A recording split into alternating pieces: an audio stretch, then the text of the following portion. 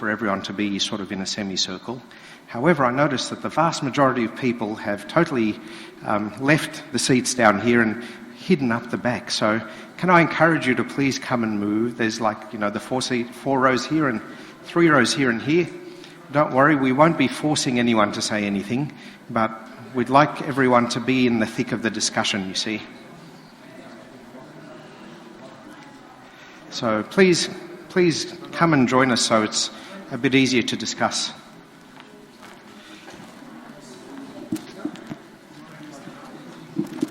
Hey, Robbie, come now. Oh, I'm not doing this stuff, though. Come on, gents. Come and join the group so you can have your say.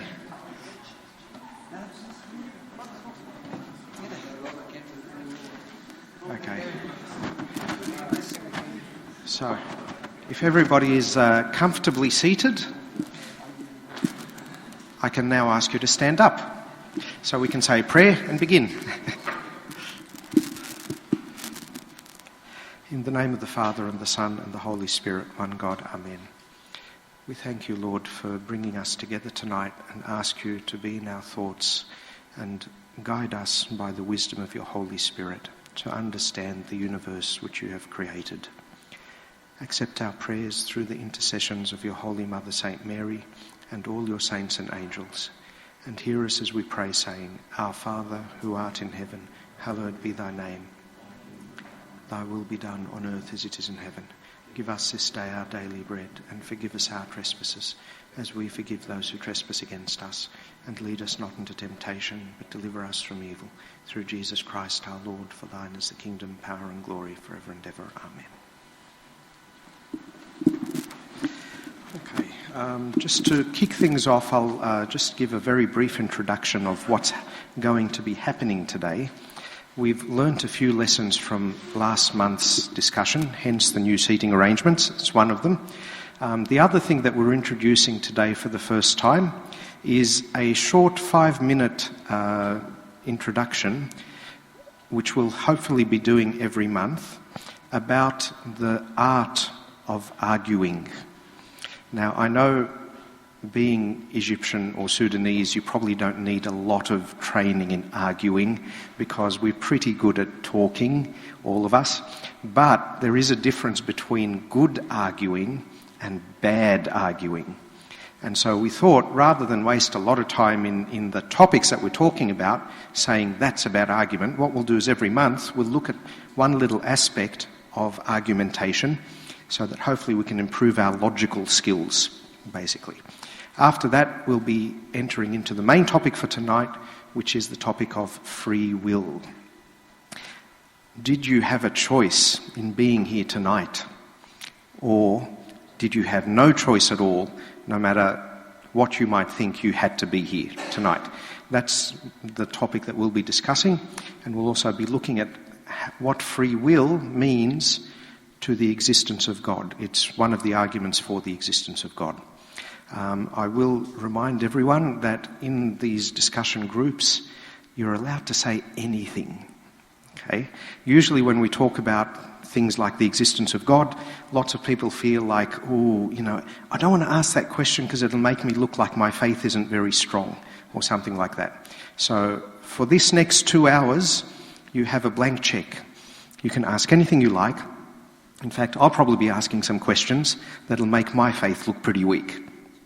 Okay, the reason is because we want to get to the truth of the matter, and one of the best ways to understand a subject is to explore it as honestly and as openly as we possibly can. So please feel free to chime in. Please feel free to, we'd like it to be a good discussion. We've got a couple of microphones here that we can use. Please use the microphones. Don't be ashamed and say, my voice doesn't sound so good, because other people won't hear what you're saying. And I really hate having to repeat every comment that people say. So please feel free to use the microphones. Okay, so we'll begin with the introductory bit, which is young Samuel today will tell us a little bit about what is a valid and sound argument.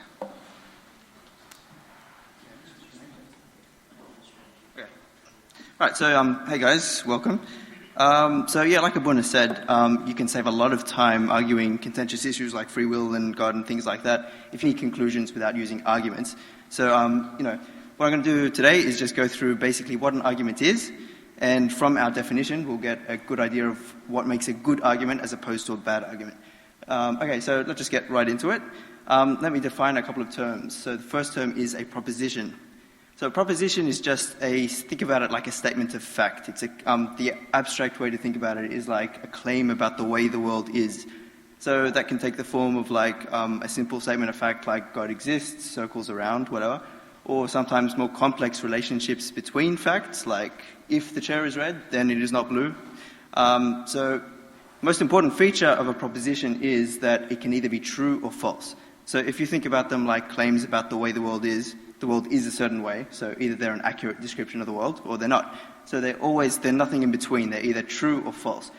Okay, so an argument is just a set of propositions. Forget the conversational use of the word argument. It just means a set of claims, like claim 1, claim 2, claim 3. Arguments have premises and conclusions. So here's an example. Claim number 1, claim about the world number 1, all men are mortal. Claim number 2, Socrates is a man. Claim number 3, Socrates is mortal. So, the therefore is in a different color just to bring home the idea that it's just a set of claims about the world, right? And the idea is that you have premises, which are the first two in this case, which logically lead you to a conclusion. So hopefully you can see just sort of intuitively why, if all men are mortal and Socrates is a man, Socrates has to be mortal. We'll go into how that works in a bit more detail in just a second. All right, so that's what an argument is. It's a set of claims about the world, and these claims can either be true or false. So what's the point of stringing these claims together? Why bother? Well, just like the point of a watch is to give you the time, the point of an argument is to give you an undeniably true conclusion. The good thing about it is there's no opinion. Like as sure as 1 + 1 is 2, a good argument has a true conclusion. There's no, you can't say, well, you just think that. No, it's the way the world is. So what makes a good argument? What guarantees that an argument has an undeniably true conclusion? For that to be true, you have to have two things in an argument. The first thing it has to be is valid, which means there has to be a logical connection, a logical path between the premises and the conclusion. Second thing it has to be is sound, which just means that the premises have to actually be true. They have to actually accurately describe the way the world is. So all right, so let's just go into those straight away. Let's go back to, for the idea of validity, we're saying that's a logical connection. So let's just go back to the Socrates argument. So again, this was the claim about the world. The first claim about the world was all men are mortal. Second claim was Socrates is a man. And then the third claim was Socrates is mortal. Now, it's a really, really simple idea. You can see that, the first claim about the world is everything in the world that's a man is mortal. Second claim is, here we've got a man, Socrates, he's one of those things we were talking about, so he's also mortal. It's a stupidly simple idea. The philosophers, they think up these massively complicated logical names for them. This is called modus ponens, and they call them syllogisms and things like that. They don't get much more complicated than that. It just, if something's this, then it's also this. This is this, so it's this. That's all it is. So you can see how there's absolutely no way out of it. If all men are mortal, and Socrates is a man, then Socrates is mortal. Sure as 1 + 1 = 2, there's no way out of it. So that's what we mean by a valid argument. A valid argument has that beautiful, simple, very easy to understand logical connection. And at the highest levels of philosophy, it doesn't get much more complicated than that. All right, so the reason that's so useful is, if we just go back a couple of steps, can you see how sort of, if we just had those two facts, nothing else, without waiting for Socrates to die, we could tell that he was mortal? And that's actually how you know that it's a nasty thought, but people will die. Even though you haven't seen them die, you know that they will, because you know that the first claim is true, that all men are mortal, and you know that, these people are human, even though you haven't waited. So the idea is that without actually testing the claim, just from these two facts, you can arrive at new facts. So just to bring this into the realm of everyday life, because logic is very applicable to the world, take a scenario, you're going on a family picnic or something like that. Your dad calls back to you from the front door. He goes, "Could you grab my keys? I left them in the bedroom." You're like, "Sure." He says, "I left them either on the bed or in the drawer." Okay, he's just made a claim about the world. He's given you a proposition. He's saying in the world, the world is such that the keys are either on the bed or in the drawer. All right, so you walk into the room. You look at the bed, there's no keys on the bed. You've just discovered a second proposition, another fact about the way the world is. The keys aren't on the bed. So does anybody want to take a random guess at where the keys are? Yeah? Brilliant, exactly. And see how you could tell that without actually looking in the drawer. You've got a whole room in front of you, the keys could be anywhere. Without actually looking in the drawer, you know already where the keys are. The reason you can do that is because there's, again, this beautiful, undeniable, unescapable logical connection. That's what logic is, that's what reasoning is, that's what a valid argument is. A valid argument takes you from things that you know to new things. Okay, but I'm going to give you a second argument now and show you why it's not enough for an argument to be valid. So here's an argument. Claim about the world number 1, all chairs are rabbits. Claim number 2, that's a chair. Claim number 3, that's a rabbit. So that's not a rabbit. Let's be honest about that. It's not a rabbit. But is the argument valid? From what I just told you, anyone, is the argument actually valid? Why not? Because not all rabbits need to be chairs. But I mean, see the thing about yeah, that's right. That's right. That's right. The thing is, yeah, exactly. There's that the logical connection. I mean, it's true. If all chairs are rabbits, it's the same form as the Socrates one. If it's true that all chairs are rabbits and that's a chair, then it has to be a rabbit. But the thing is, the problem with it is, remember we said propositions are claims about the world, and they have to be accurate to be true. Well, the first claim isn't accurate. All chairs aren't rabbits, they're chairs. So that's the problem with the argument, and that's why we have this second criteria. After you've tested for validity to see if there's a logical connection, you have to test for soundness, which means you have to make sure the premises are actually true, like Abouna said. So let's say you've done the first 2 steps, you open the drawer, and the keys aren't there. All right, so you've got an argument with a false conclusion. Now, what we said was, if an argument is valid and it's sound, it undeniably has a true conclusion. So you've only got 2 options. If you want to deny that the conclusion of the argument is true, you have to say either it's not valid or it's not sound. So is the argument valid? Yeah, it's valid because it's very simple. It says it's either this or this. It's not the first one, so it's the second one. It's undeniable. So you have to deny one of the premises. So where else could the keys be? Just make a random guess. Yeah, okay, so they're in the bathroom. If that's the case, because this is a valid argument, you've just falsified the first premise, because the first premise says they're either in the on the bed or in the drawer.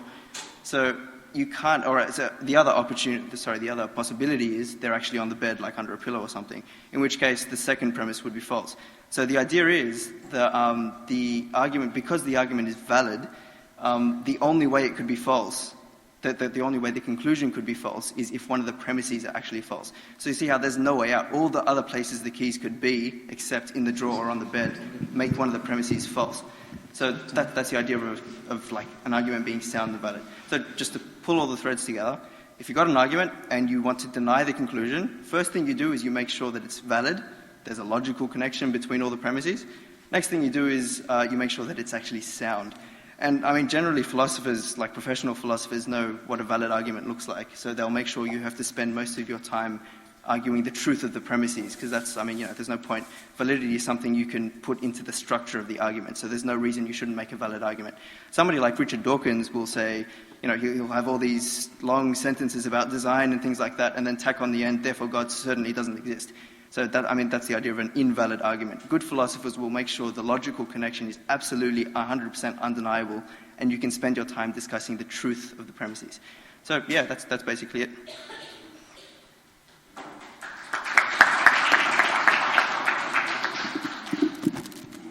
Right, thank you for that, Samuel. So keeping this.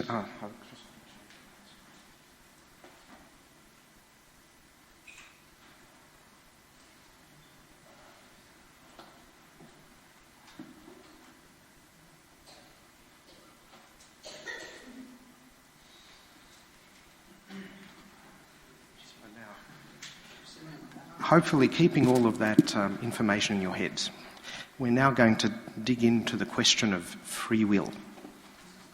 Today there will be 3 sections that we'll be looking at, and what we'll do is I'll present a section and then we'll stop and have some discussion, and then when we've exhausted that we'll go on to another section and so on.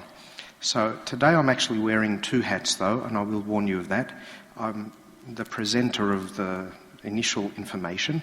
My other hat is I'm the moderator of the discussion, and what that means is that I may well tell you to be quiet at some stages or have a microphone pulled away from you or something like that.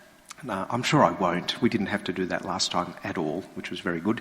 But basically, to have a really good, sensible discussion, we need sort of one person at a time to be talking.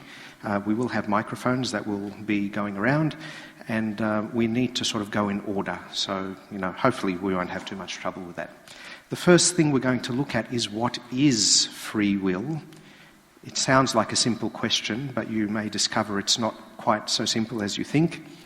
This will allow us to talk about whether free will actually exists or not, because strange to say, there are many people who actually think it doesn't exist, that we are not actually free. And from there, we will go on to, hopefully having shown that free will does exist, show why, if free will exists, then God must exist. Now, if I were to give you that argument, if free will exists, then God must exist.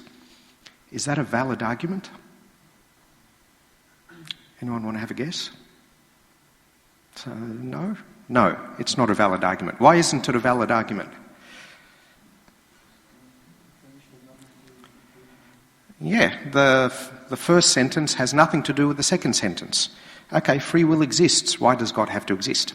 And the reason I'm giving you an invalid argument to begin with is first to make sure that you've got the idea. And secondly, when we get to that last part, I'm going to put in a lot of sentences in the middle that hopefully will make it a valid argument.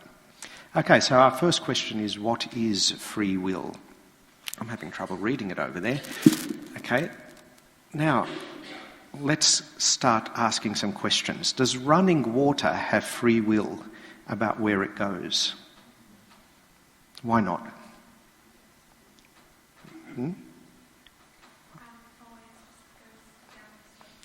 Yeah, it has to follow the laws of gravity, and it has to not go where the ground is higher.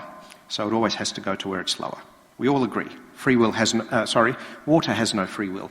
Does a Lotto machine have free will? The way a Lotto machine works, because some of you probably, I'm sure you have nothing to do with Lotto machines, okay, the way that a Lotto machine works is you've got, oh wow, look at that, it's reflecting onto the roof. See that? Sorry. The way that it works is you have like 40 little ping pong balls in here with numbers on them. They go round and round and round, and then they come up one by one and they fall into these slots. So you get like 6 numbers are chosen at random.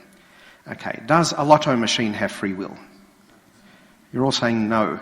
But can you predict what numbers will be produced with a Lotto machine? So why doesn't the Lotto machine have free will?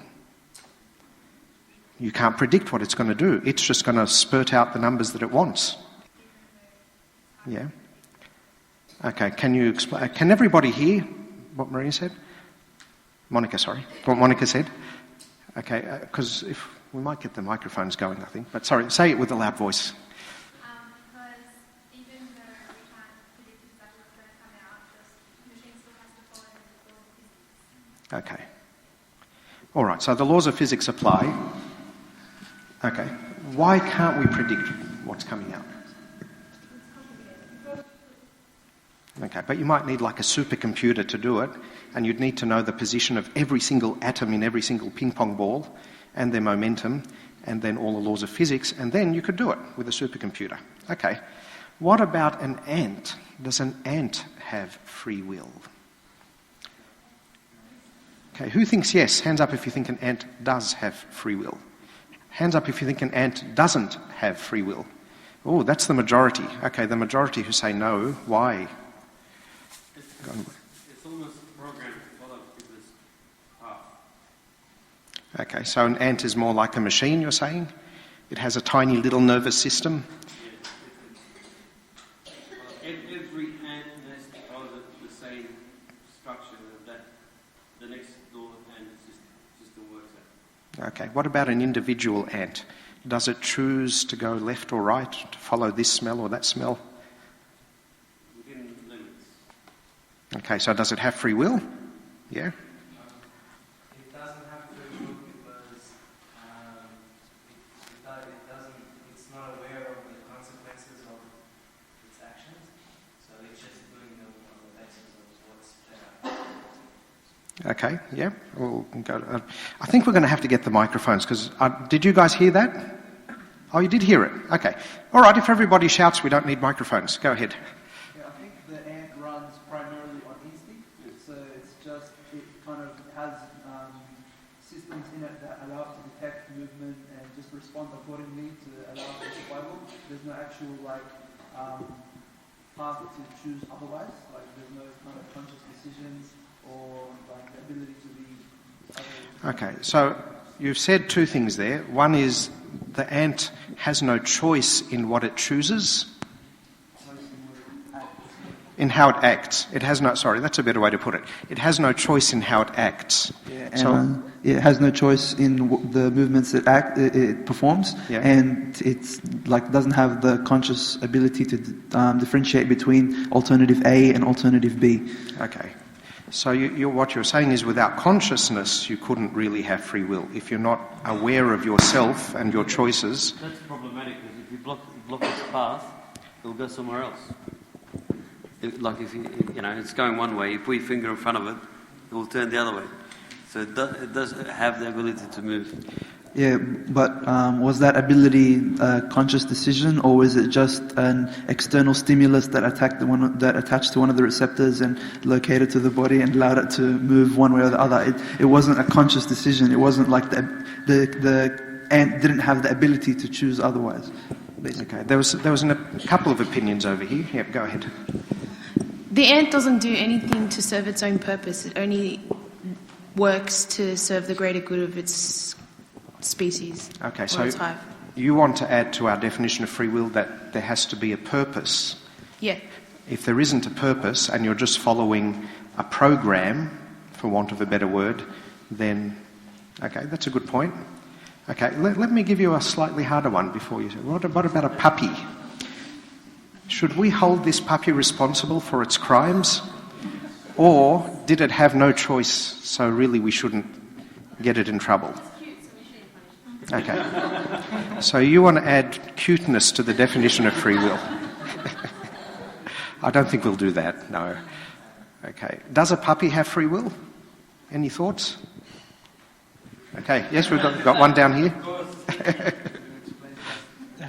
doesn't have free will. As Abraham mentioned with the ant, a dog is just a higher complex brain and it responds to stimuli around it. So what it may seem is as if it's a human playing with toilet rolls. It sees just an foreign object and it's responding to the stimuli with activity, and if it makes certain movements, it will react in certain ways.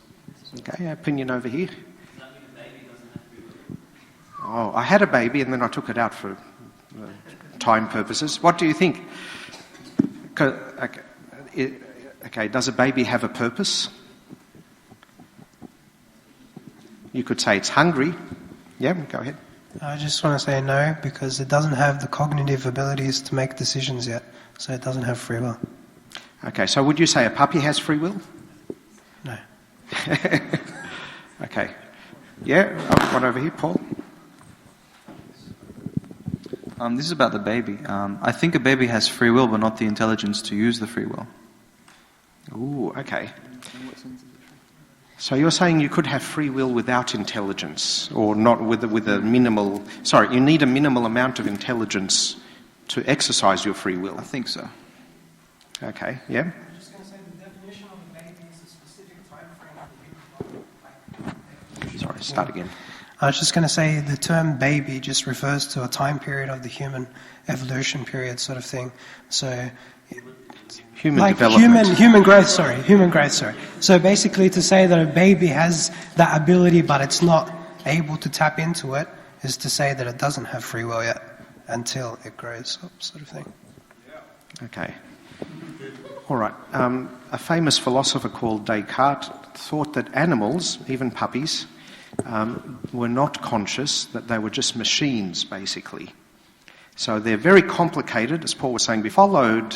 He acted according to his belief by doing live experiments, surgical experiments on animals. They're alive, no anaesthetic, and he would cut them open and look inside and stuff like that, because he said it's only a machine. Would you agree with that? Why not? What's different there? We have with the microphone. I agree with that because if we talk about motherhood in animals, it's not an optional thing. It can't be not a mother. For a person, he can be a good mother or not. It's a choice. But for the animals, it's something God created them in this way. They can't change it. It's like an instinct, and they have no choice in doing it. Yeah, Peter? Some animals, you can modify the behavior of some animals. For example, like the conditioned stimulus, for example, and you can train animals. You can train an animal to do something, but isn't that just the programming of the machine that you're developing? Yeah, but it's modifiable. Okay, we have a comment over here at the back. Is that Mary? Yeah, but just with the microphone though. It's all right. I just wanted to throw a spanner in the wheel of free will. Yeah. I think we are talking about free will as either it exists or it does not exist. I just want to, just add a third parameter to free will and say that there is a perimeter for free will.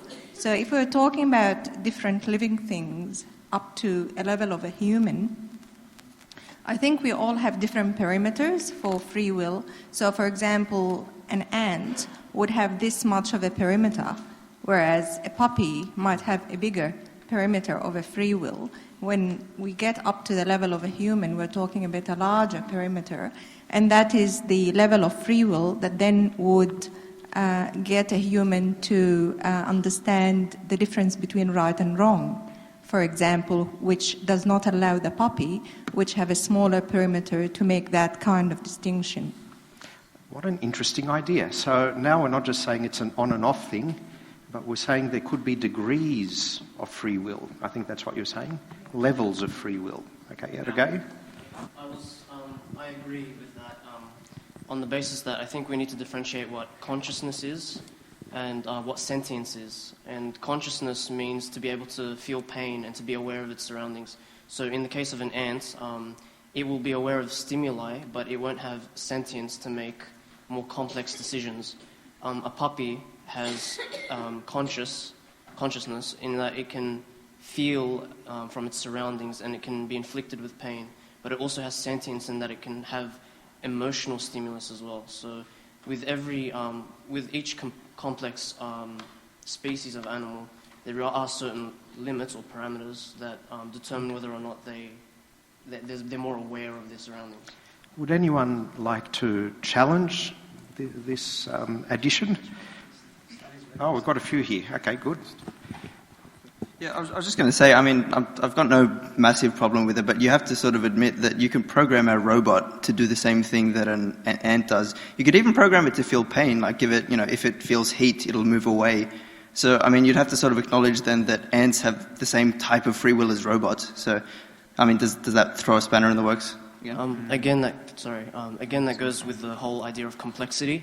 Remember that machines are limited by the programming that we can apply to them. So if you have, say, any machine, you give it a set of instructions and it will only follow those instructions within those parameters. Something like an ant is simple enough to make a replica in a mechanized form, in like a form of a computer.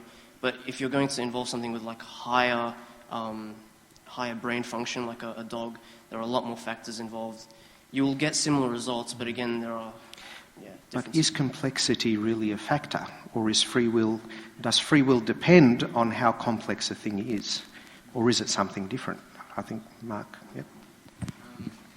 I think a dog or an animal can have a choice in what it does, but as far as free will goes, I think maybe like for it to be free will, the creature or whatever has to know the consequences of its actions, because if it doesn't, then really it's just it's not a random choice, but it might be affected by something else. Let me ask you two questions. Does a robot know the consequences of its actions? No.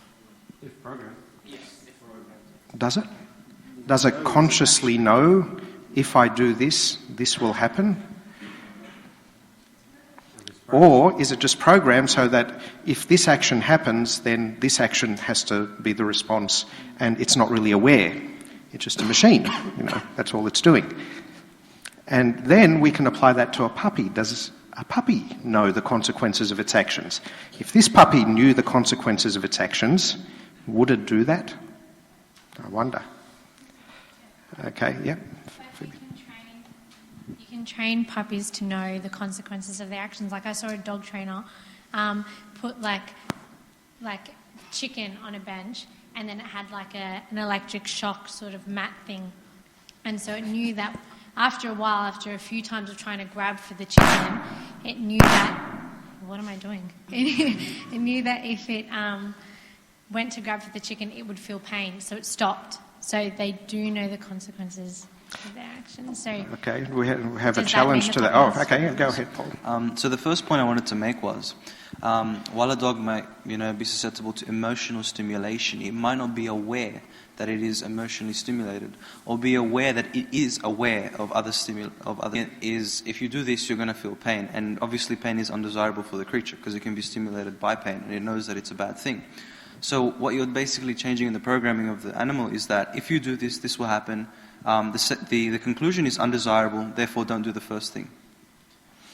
Okay, as opposed to telling it. We'll move on with a little bit more of the definition, then we'll come back and discuss these a little bit more. The last question was going to be, do you have free will? And just in case you're wondering, that's supposed to be a mirror. So you're supposed to see yourself in that. Okay. And I think, would anyone here like to say, I don't have free will? Is there anyone who'd hold that position? You're all saying, I do have free will? Okay. Are you saying I don't, or you want to make a comment? Yep. How do you reconcile saying I have free will with the commonly used statement in Arab world saying, Inshallah, God willing, this will occur. If it doesn't occur, it's not God's will. Look, that's a very good question. And if we have time at the end of today, we'll actually address it. I suspect we won't have time because we have other stuff to get to. Because actually, as we were preparing this, we actually came across those whole questions of, if God knows what I'm going to do, then do I have any choice in doing it? And et cetera, et cetera. We thought they probably need a session to themselves. So if we have time, we'll try and get to that one. But if we don't, you'll have to come the next time when we have it, and we'll have a really good discussion about it. Sorry, Abouna, I just want to make a comment before. Sorry, go ahead. Yeah. I feel like I have free will in daily experience, but when I think hard about it, I try to say, did I choose to say this word or not? And I'm when I really, really think hard about it, in every single action or thought, I think this stimulus is what made me think this, and this determined what this happened. It's when you think about it in a chronological way, was your thought caused by something else, or was your action caused by something else in specific circumstances? It's intuitively obvious, but when you try to think about it more clearly, it becomes a little bit hazy in terms of which comes before the Okay. Oh, sorry, go ahead, Abouna. Sorry. And then we'll come over here. Yeah. I see that we don't have free will for a number of reasons, but just one major one, that we impose on ourselves limitations of what I can and can't do as human beings. So we're not living in anarchy, we're living in an organized society. There are things that I can and I can't do. Now, if I'm living in an unorganized society and everyone can do whatever they want to do, even within that, they are still bound by nature itself. Of what I'd love to go flying around, but I can't do it. I'm stuck. I have to walk. I can then design a machine, but I've got the limitations of the machinery and the resources of it. So, okay. Please, those of you who have thoughts, just hold the thoughts, okay, and we'll come back to them very soon. Okay. First of all, I'd just like to make a point that this is not just a theoretical question, but a lot of really important things depend on the answer to the question of, do we have free will? Such as moral responsibility, okay? Maybe you would say you can't hold the puppy responsible because it's only a puppy. But if a 30-year-old man tore the toilet paper off the toilet roll and spread it all over the floor, I think you would hold them responsible.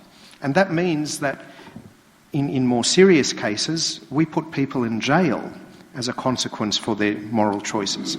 If we don't have free will, then surely we're not justified in putting people in jail. They couldn't do anything else. It's not their fault.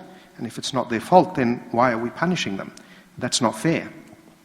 Praiseworthiness, if you do something good and people praise you for it, surely if you had no choice in doing it, then you don't deserve that praise. Why should we praise a sports person who's brilliant if he had no choice? He had to be that way. He doesn't deserve the praise. Autonomy. Can we think of ourselves as being not in charge of our own lives? What would that mean? That means that, if I go and kill someone, then I will say, but that's not my fault.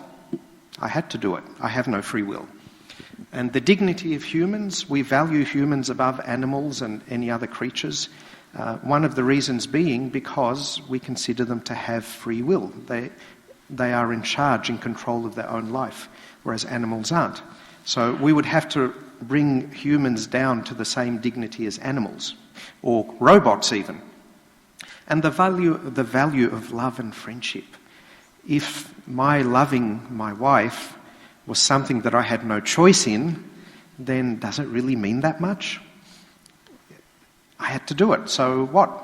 What does it mean? It doesn't mean anything. Okay, what are the boundaries of free will? Abouna wanted to fly a little while ago, and I was going to ask the question, and he's already answered it. So, can you flap your arms and fly? No.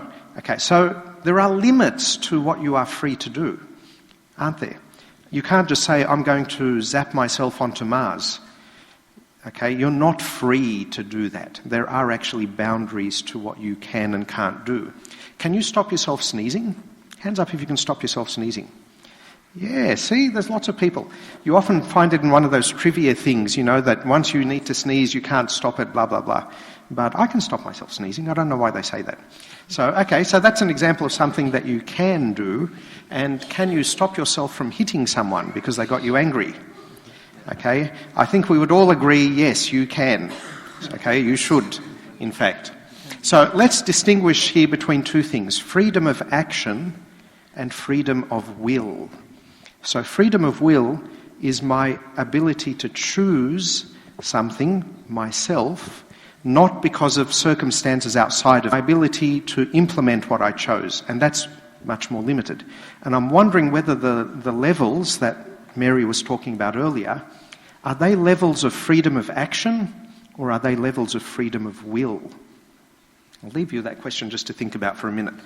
Okay, so how does free will work in us? There's another very important thing we need to point out before we go on in our discussion, that we have two systems working in our brains, in our minds.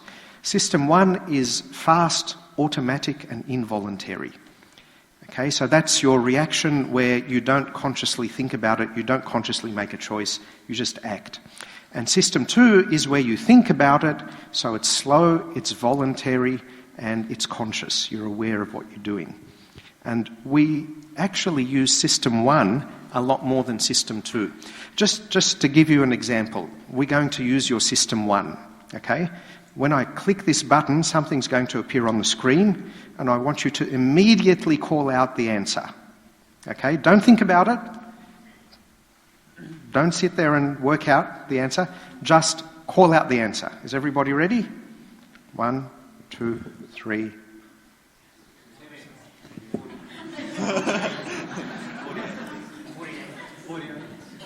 Okay, there's a few people who got the answer wrong, which is very worrying. Because I think they learned this in year 3, don't they? Okay. Most people who are reasonably competent in maths wouldn't even need to think about it, okay? 6 times 8 is 48. 48 is the answer, by the way, for those who got it wrong. Okay.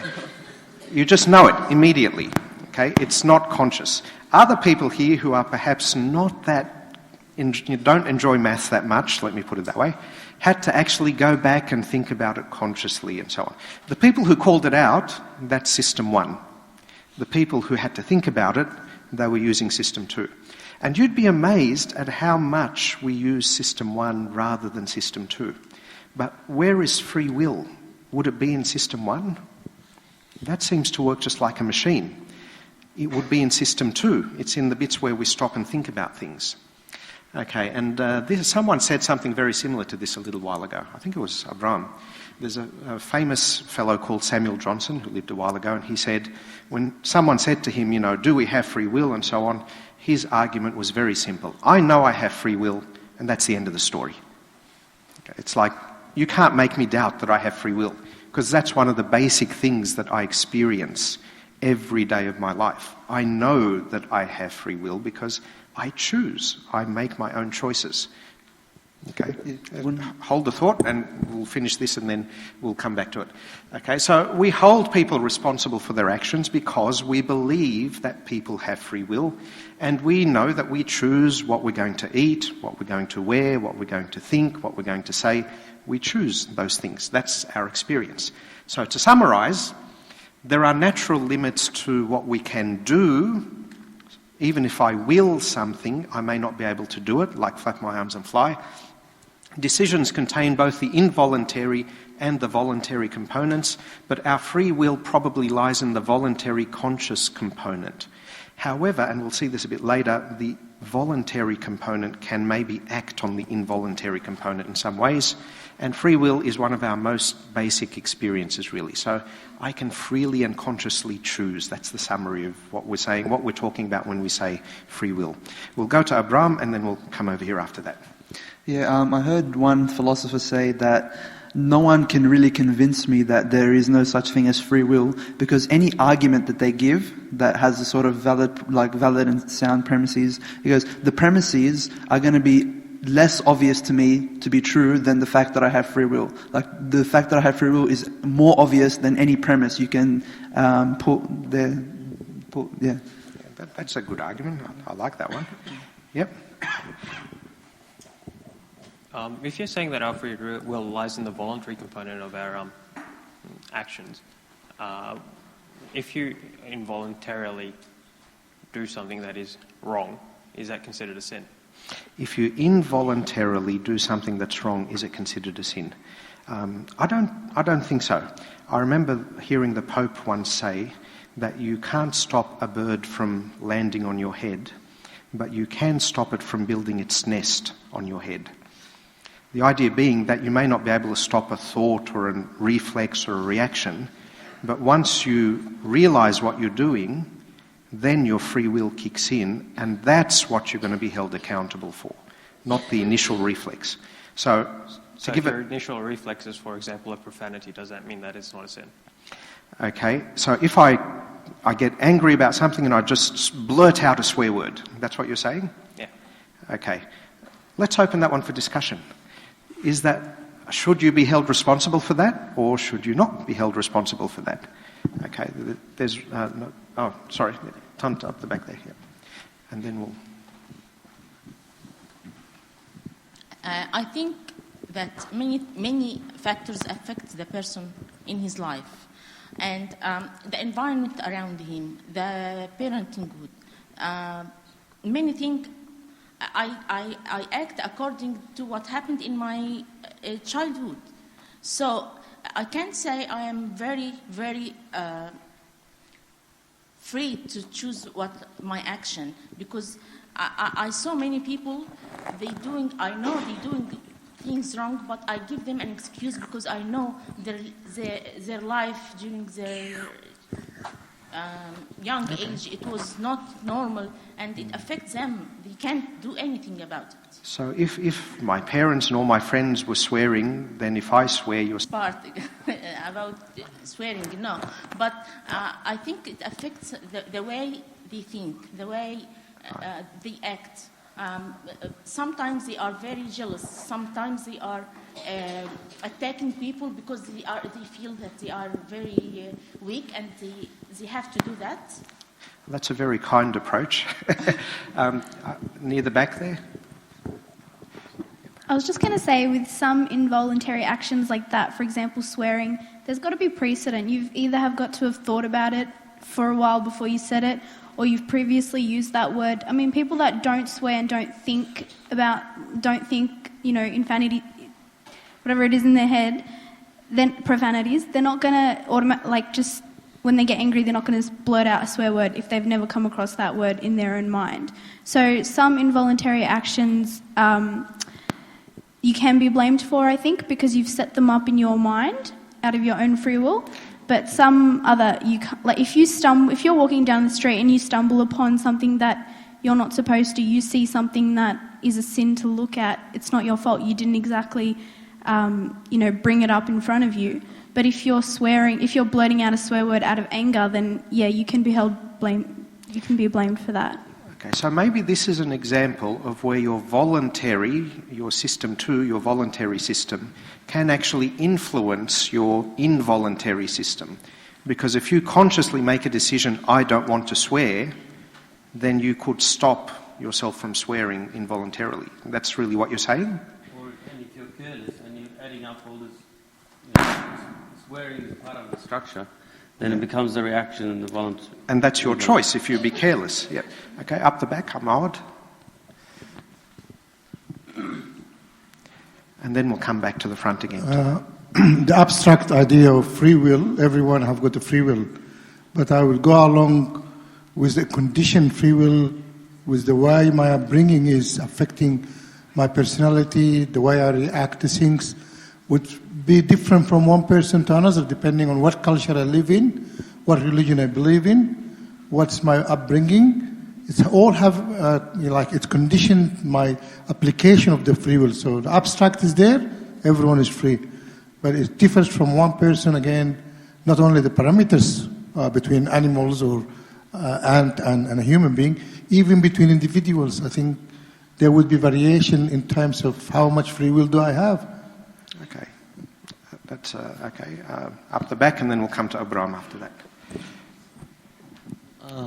For my opinion, I think it's not that most of us really do know what's involuntary and what is voluntary. But the problem is there is a fine line in between both of them. So there is no one clear points, 1, 2, 3, 4, this is involuntary and this is voluntary. Okay, it's more of a graded sort of thing. Okay, sorry, Abraham? Yeah, but I think a useful distinction that we can make is strong influence and causation. So something can strongly influence you, or you have a very strong inclination to do something, but it doesn't. You can choose, like through sheer power of will, to stop doing it. So, like if someone holds a gun to your head and says, do this, you're very inclined to do it because of the consequences. But you still have the ability not to do it, and you can just suffer the consequences and be shot.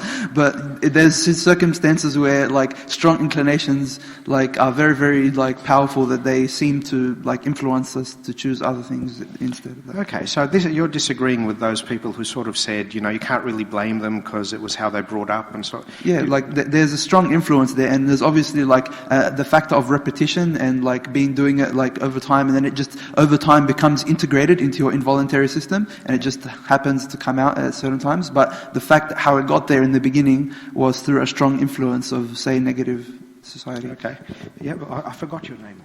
David, we'll go to David and then we'll go to Peter after that. So what's the difference between a profanity and a twitch when I put my finger to your eye? What's the difference between a profanity and a twitch?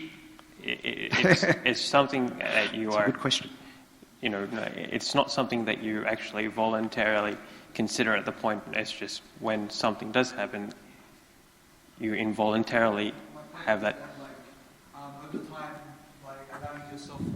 Over time, by allowing yourself to be exposed to predisposing factors, like being in bad groups of people that say it occasionally, and then you pick it up, and then over time it becomes integrated into your secondary system, into your involuntary system. So then it just pops up eventually. But if you've never ever heard the swear word, or if you've just never had the inclination to do it, then it's very hard to imagine how it would just come up randomly.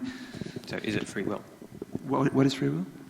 The the involuntary swearing, is that a free will? Is that that free will? Specific action might not be characterized as free will in that instance, but in the higher context, I would say it is. The question was is it a sin or not a sin? Well, doesn't that depend on if it's free or not? No. The link that was been made here is that it is a sin because you've accustomed yourselves to accept that language. It's part of your system. You've used it before. You're okay with it. And then when you're stuck in a situation, you set it. So what you're saying is the freedom came a long time before, when you set the patterns for what you would accept and what you wouldn't accept. Correct. In terms of your... But maybe at the moment, when it just blurts out of you, that wasn't a free will. But because there was that old choice that you had, we still hold you responsible. So It's still a sin. So sorry, you don't get to swear and get away with it, yes. I'm afraid. We had Peter, and then we'll go up to Anthony after that, at the back. Sorry, I didn't see you there. Yeah, basically just what everyone's just been saying right now is plays martial arts or plays soccer or basketball, you read twitches in a person and you react like that in a habitual manner. Likewise, if you've picked up a habit to every time you get frustrated that you automatically swear, it's a habit that automatically happens straight away, but you've picked it up, you've learnt it, you've developed it with your own free will. So like they've said earlier, those previous choices have led it to have been a free will choice, which led it to be your habit. And that's basically it. I like the sport analogy. Anyone seen classic catches, in the cricket? When somebody hits the ball and then someone just reflexly flies out and catches it on the tip of their fingertips. Okay, should we praise them for the great catch? Was that their free choice? I think that's a very similar thing. At the moment, they didn't actually go through a conscious process of thinking, I'm now going to extend my arm and I'm going to extend my fingers and I'm going to fly to the right. But their choice was to do all the training over the years to be able to do that. And that's why we praise them, because that's where the freedom was. So I think in the same way, your choice not to train yourself to stop swearing is why we hold you guilty, even though you may not have had a choice at that sort of instant. Okay, I think we'll go to Anthony and then we'll come down back to the front. Oops.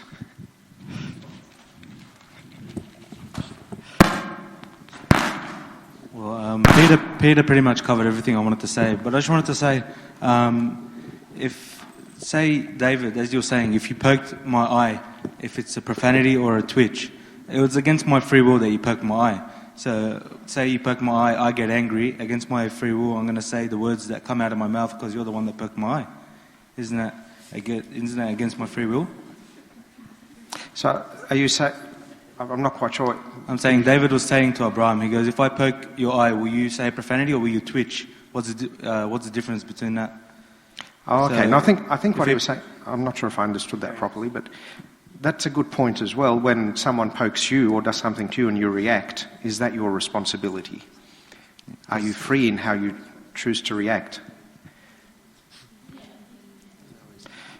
Anyway, where did we say we're going next? Oh, I don't know your name, I'm sorry. My name's John. John. My question is for Abraham. It's something that he raised, which is the word causation, involving linking the mental element of, intention to swear, if we can use that example, to the actual act of swearing. How then can we use that to say that people who are mentally ill, who can't form the necessary intention, or we spoke about voluntary and involuntary components of free will, how can we say that these people who actually do the act, but the way that their intention is formed is questionable, how can we say that they have free will? That's a good point. Does someone who's mentally ill have free will? Okay, we'll go to Ragati and then Mary, and then if Abraham wants to respond as well, he's welcome to respond since it was pointed at him. I think that's got to do with what we discussed earlier with freedom of action. With someone who is mentally ill, obviously their brain has less cognitive function than a normal human being, and so their conscious decisions are inhibited. So they don't go through depending on the grading of how mentally ill they are, there are different decision-making processes that are cut off with more... Let's make this concrete, okay? Let's say a patient has schizophrenia, they're hearing voices in their heads, and the voices are telling them, kill your neighbour, kill your neighbour, kill your neighbour, kill your neighbour, and it's battering and battering and battering. In the end, they get a knife and they go and they kill their neighbour. Okay, let's use that as the example. Is there free will involved there? Or how do we explain this one? I think they still do have a choice, but as Abraham mentioned previously, there is an increasingly high inclination for that action to be performed, and that's obviously because of their freedom of action, which is limited by their cognitive function. Yeah, think of it in the situation of a court of law. Usually people get, if they can plead that they were not in their right mind, or they can plead insanity pretty much, and they usually get off. Like, that's a valid excuse that people have.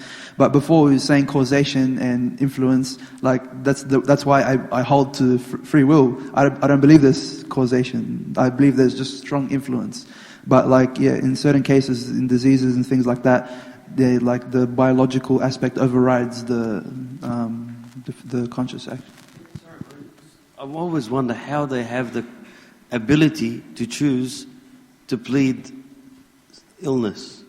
The lawyer makes the choice. It happens in episodes of Abouna. They're not continually insane. They'll wake up eventually.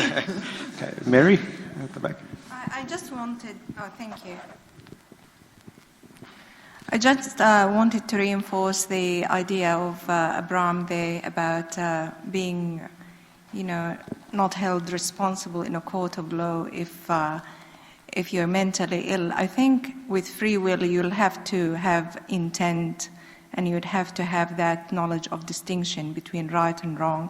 If somebody is mentally ill, they don't hold intent by value of them not understanding the distinction of the consequences of their action or the meaning of right and wrong. So I don't see that, Would that mean then, under that definition, that if we go back to the puppy is even lower down than a mentally ill human being? They don't understand as well as a mentally ill human being. So does that mean we've agreed the puppy doesn't have free will in that situation? Not necessarily. I think free will, again, if a puppy has free will to go for one type of food or another, then that's free will, that they can have, maybe. And a mentally ill person can, make a choice again as to whether they can sleep now, sleep later, that kind of choice. Or kill, or not kill. If we are talking about somebody who's hearing voices, they might not have developed the intent to kill somebody. Their illness has dictated that on them. So again, I do see free will as graded rather than a, yes or no. Sure. Monica?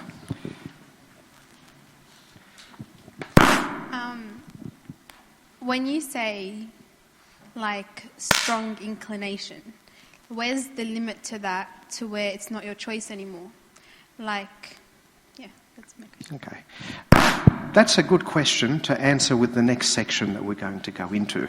So we're going to now look at something called determinism, which, don't worry, we're going to explain what it is, and naturalism. And basically, these are two ideas that are very popular nowadays, which, if they are true, probably suggest that we don't have free will.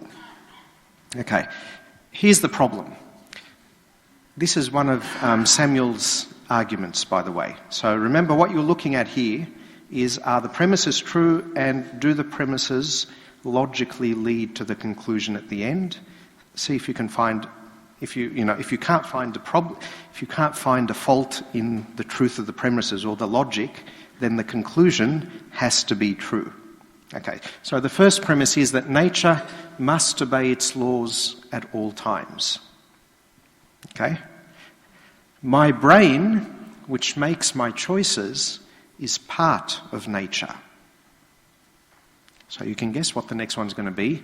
Therefore, my choices, just like all of nature, are determined by natural laws.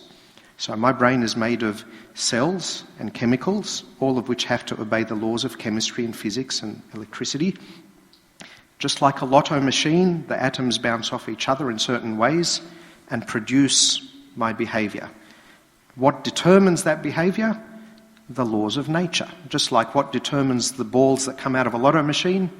The laws of nature. It's the same thing. A choice is free only if it is determined by me and not by something else. Therefore, free will does not exist. Would anyone like to have a go at this? Okay, Abouna, with a microphone if we could. Sorry, before you do, Abouna, has everybody followed the logic of it? Nothing unclear? Okay, yep, go ahead. There is a problem with the first statement. Nature must obey its laws at all times. Yeah. Okay. The nature of a human being is this free will. Okay, well, let's define nature a little bit more narrowly. Nature is the physical universe, is what we're talking about. So matter and energy in space and time. Yep. And within that, a human being has been given that liberty of free will. Okay, but are you now introducing something that's supernatural? No, within that basic frame of structure, nature has determined, by God of course, has determined that a human being has free will. Okay, what do you mean? You'll need to clarify that a little bit more. If nature is the way it's designed, is given a human being free will, therefore my brain, which makes my choices, is part of nature, fair enough. Okay. Therefore my choices are determined by natural laws, it's correct. A choice is free only if it's determined by me. Leave that for a second. But number 5 means I am free. If nature determined from the beginning. Okay. Would anyone like to respond to that? I have a suspicion Abouna is committing a fallacy here. There's a logical problem with what he said, but would anyone like to respond? We'll have Peter and then the lady behind. Because it neglects the consciousness which us humans were created with. Okay. Is it on? The microphone's not switched on, I think. Yeah. Sorry. So I think it neglects the consciousness that we were created with. Also, that consciousness, I think it's intangible, so I don't think it's part of nature. Okay, so it's multifactorial. Your argument is that the first premise is wrong because nature is not all that there is. Yeah. There is something that's not just physical. Yeah. No, we're defining nature here as the physical universe. That's how we've defined it, so we're not going to discuss the definition. I don't know your name either, I'm sorry. I can't see who it is. Julia, you look different. I don't know why. Just on what Abouna said, he's saying that nature means that free will does exist, but nature has its own set of laws that are already predetermined, so thus nature means no free will. Because if the first premise is correct, that means that if your brain follows nature, there are a set of laws that your brain follows, and thus you're not free. Because the laws of nature are established. Does that make sense? I have a suspicion. I'll tell you what I think was wrong, Abouna. What Abouna was saying is that it's the nature of a human being to have free will. But that's kind of deciding the conclusion even before you've argued about it. You can't assume what you're concluding before you even start arguing. There's a name for that, but I forgot what it is. Begging the question, I think, yes. Okay, yeah, but we've defined it as the physical universe. Nature as the physical... Sorry, I was just going to say, Abouna, nature as the physical universe has, its own set of laws. That's what I'm saying. That would be 100% correct if... If you are not allowed to introduce anything supernatural, let's just do this thought experiment, okay? You're not allowed to introduce a human spirit or anything like that. All that exists is just what is natural, the physical world. Would this argument be sound and valid? I don't think so, because I don't think that just because the existence of a supernatural being does not mean that our brain doesn't follow nature, or just because there isn't a God doesn't mean we can't... Okay, I'm not making sense. But the existence of a God... the existence of a God does not determine whether or not that premise is true, because... Okay, I don't mean the existence of God. I'm actually talking about a supernatural aspect of a human being. Like a soul. Like a soul or a spirit or something like that. Then, that would be very sound, because there would be no, how do you put this, no external motivation for your actions. We would basically be like a machine, like all the other machines that we've talked about. Okay, I think we had Monica and then we'll have Rogati after that, if you want. I'm not sure if this crosses the supernatural line, but I think the problem with it is premise 2, the part that says, which makes my choices. If we say that the brain is the only thing that makes choices... What else makes your choice? Well, that's why I said it's kind of the supernatural bit. Okay, so once again, the only way you're finding out of this is to introduce a supernatural aspect of a human being, like a spirit or a non-physical mind or something. Yep. She beat me to it. I was focusing on premise 2 where it uses the word choice. If we are using the word choice, it means there is freedom of action or freedom to be able to make not a moral decision, but something that has our own bearing on the influence in the world. So if our brains were entirely made to just function on reactions from the environment, and we were to only respond in one manner without being able to respond in multiple ways, then that wouldn't be choice, it would be instinct. And so that's why we have to use consciousness and awareness as external factors that nature cannot measure or science cannot measure, and that leads to the argument that there may be something beyond natural law. All right, another 2 comments. Yeah, first, Tant at the back. The nature is not living things. When we talk about the human or people, they are living creatures. But the nature, so we can't compare them together. The nature is not a living thing. Yeah, I know, but still, because we are talking about nature, we can't compare them to each other. Okay, but we're including in nature anything that's physical, anything that, physically exists. But so we can go back to the human being is a supernatural. But there has to be something extra, yeah. Okay, yep. David, at the front. Although your brain exists as grey matter, but the actual produce of the brain, i.e. thought, how is that bound by nature? Sorry, could you ask that again? Even though your brain as actual atoms and cells exists as a whole, however, its produce being thought itself, how is that bound by nature? Okay, that's a really good question, which we're not going to answer today, for just a simple reason. That sort of comes under another topic, which is consciousness. And what is consciousness, and what does it mean? The relationship between the physical brain and the non-physical mind, and does the non-physical mind exist, and how do they influence each other? We're actually going to have another session on that. So I'm sorry, but we'll leave that one for the other session. We'll have one more comment from Tony, and then we'll proceed a little bit further. Isn't the terms will and law interchangeable? And will and which, sorry? And law. Law?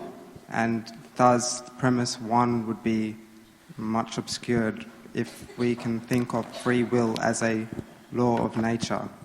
And thus the whole sequence of arguments becomes really complicated. You'll have to explain to me how free will is a law of nature.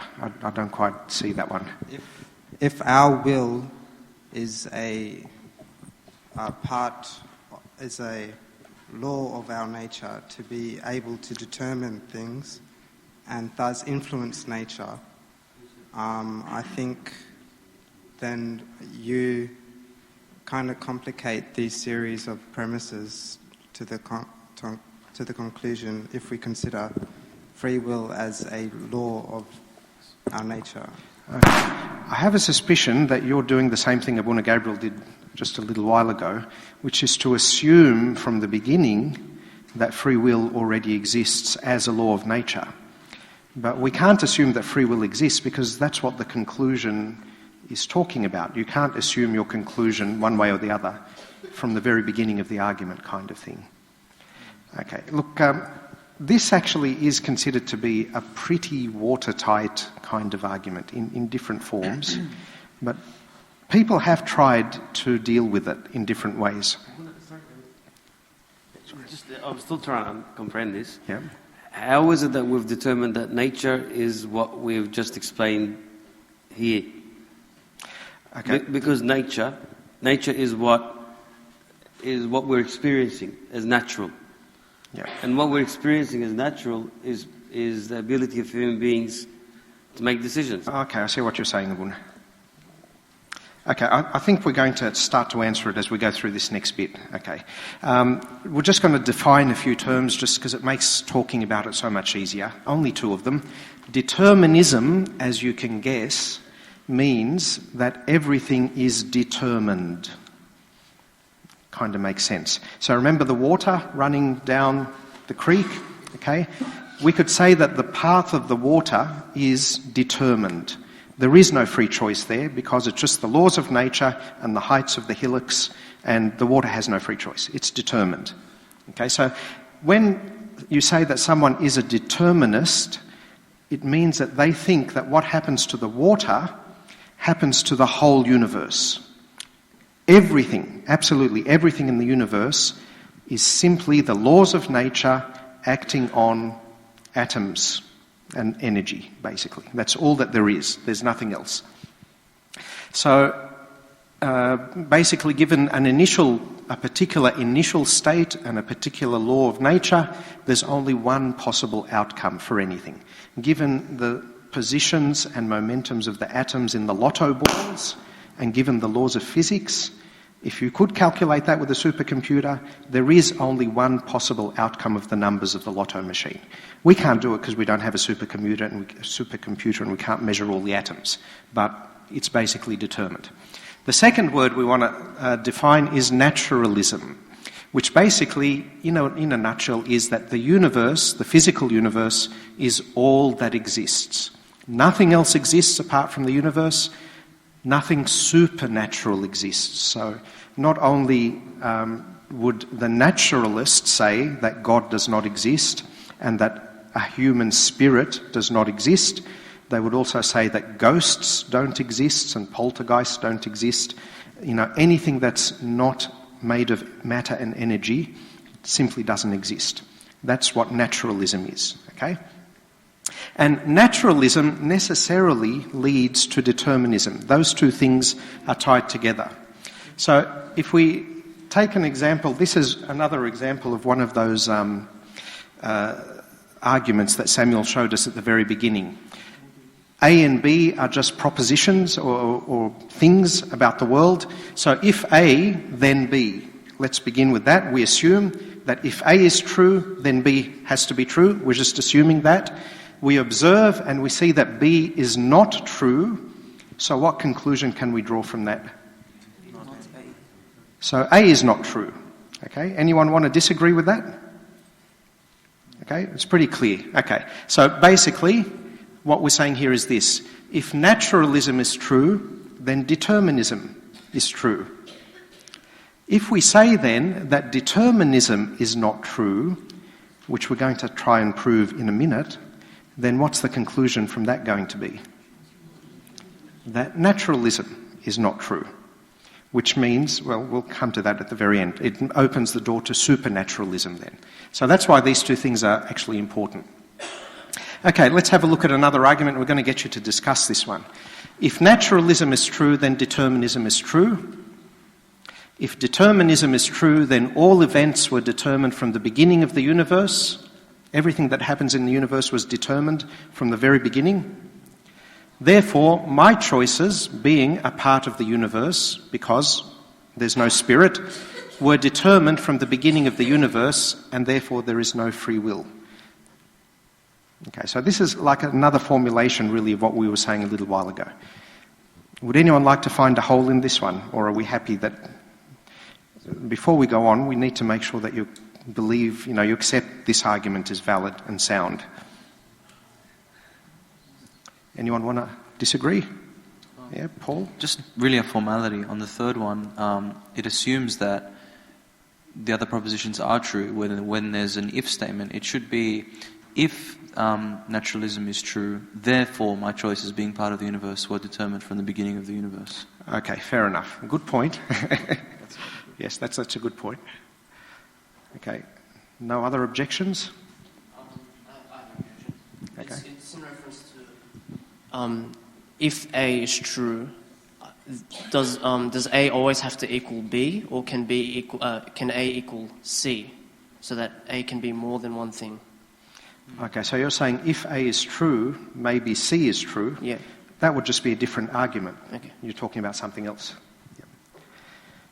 Okay, given that, there are three possible ways that people have tried to deal with this, because now you've got this tension between the free will that we feel, that we practice every day, and determinism and naturalism, which, if they are true, according to the argument we just saw, then free will couldn't exist.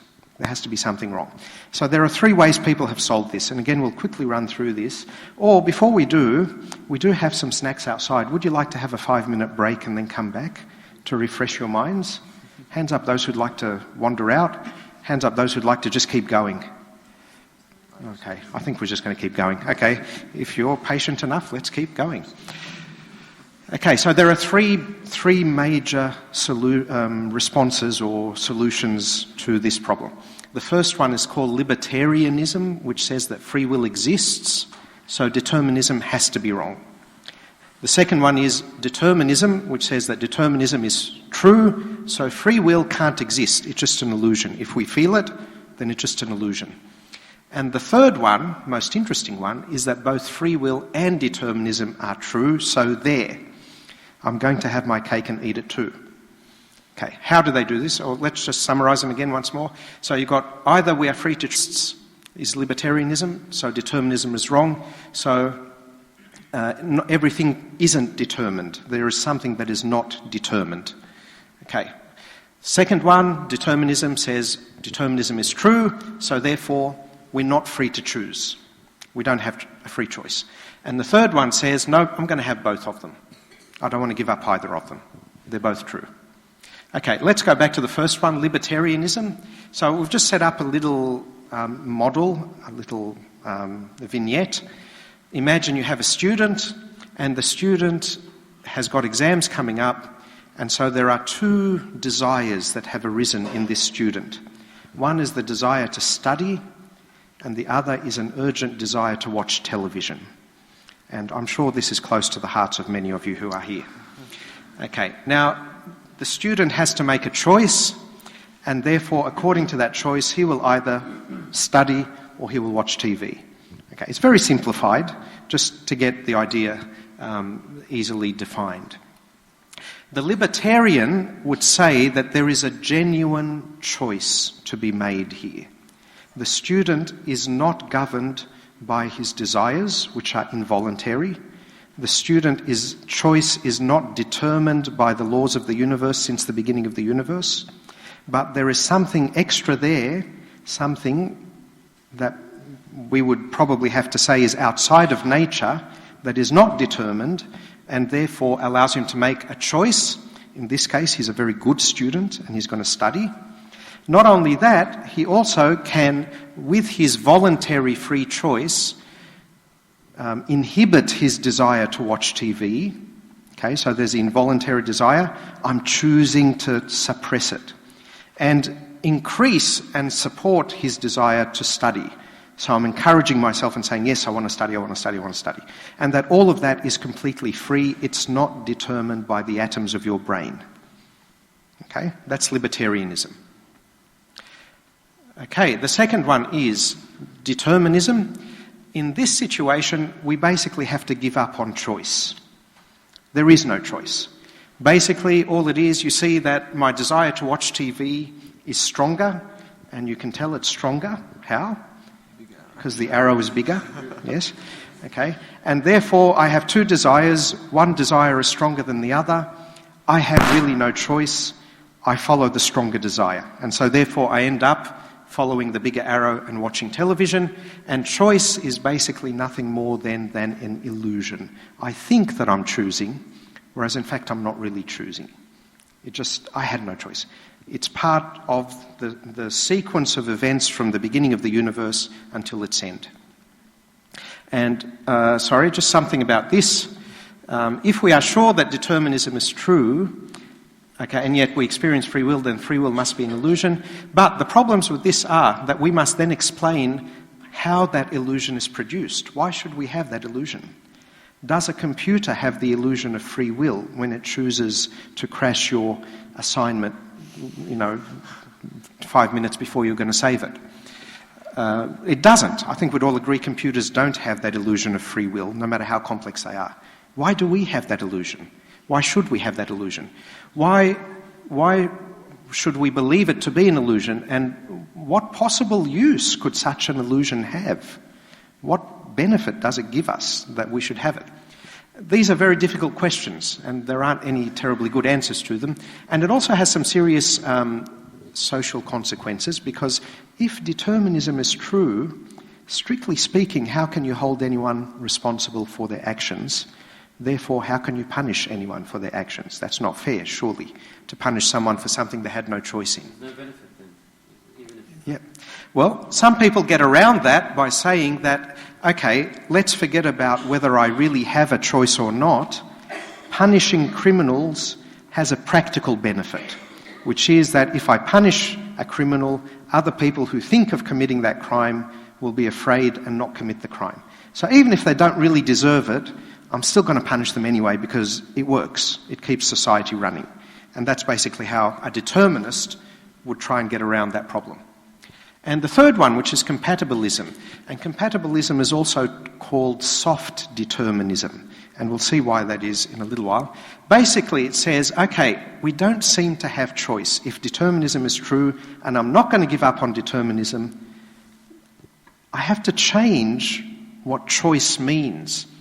Why don't I redefine free will in such a way that I can squeeze the new definition into this and still say that I have free will without getting rid of determinism? So how might that happen?